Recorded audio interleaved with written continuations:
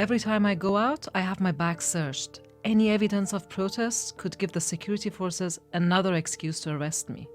Some of my friends who've been arrested have disappeared. I have to go, but please, keep all my messages and videos for me, will you?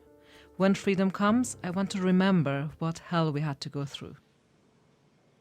Protests in Iran have raged for months, since 22-year-old Mahsa Amini was killed after she was detained by morality police. I have been in secret contact with female protesters since the start.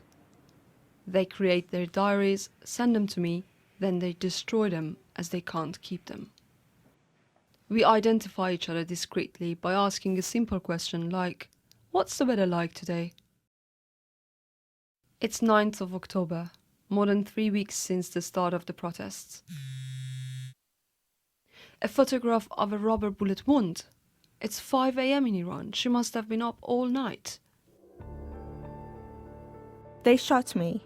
I was just walking past a line of riot police. Some of them stared at me.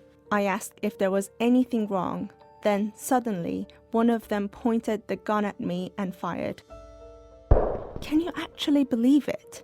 There is no logic. You feel like they're zombies. They grabbed my hair and pushed me to the ground. Every time I turned my head, I saw many guns pointing at me. Over days, her mom nursed her bruised body. More messages came in. What did you have for dinner? I had soup. We know it's safe to speak now. Tonight, for the first time ever, I saw my mom confronting the authorities. She used to tell me to observe the hijab rules to protect me from the morality police. But now, she's actually gone to challenge them.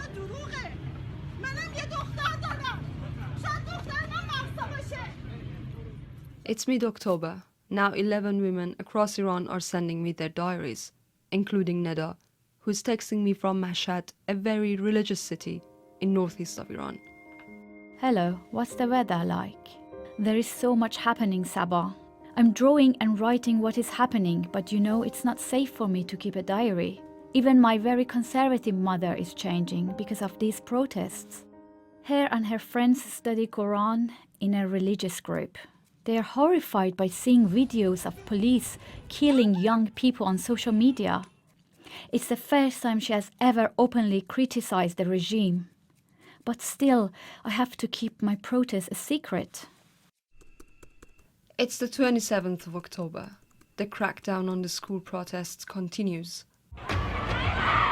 Children are outraged at the killing of a 16-year-old schoolgirl.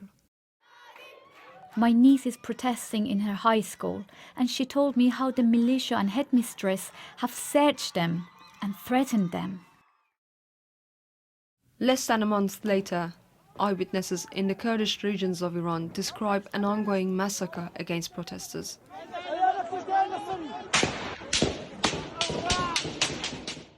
I get a message from Rojin in Sanandaj. I've seen such horrendous scenes. They shot a protester right in front of my eyes. I've been filming what I can. I want to make a documentary, but I have to delete all my videos for now in case my phone is searched. Please keep the videos for me. Today I smuggled medical supplies into a safe house where they are treating wounded protesters. They can't go to hospital. The police tried to search my bag. I screamed, "Get out! I have my underwear here." It was night, so by torchlight I managed to show them my clothes and not the bandages and saline underneath. I got away, but it was so scary. The Iranian government claims that the protests are being organized by terrorists rather than citizens. They have intensified the crackdown across the country. Things are getting even worse where Rojin lives. In Kurdish cities of Iran, nothing is normal. In a taxi today, we drove past the body lying on the street. But at least I feel like I'm actually doing something, and I feel alive. Across Iran, more and more women refuse to observe the Islamic dress code, risking imprisonment, even death.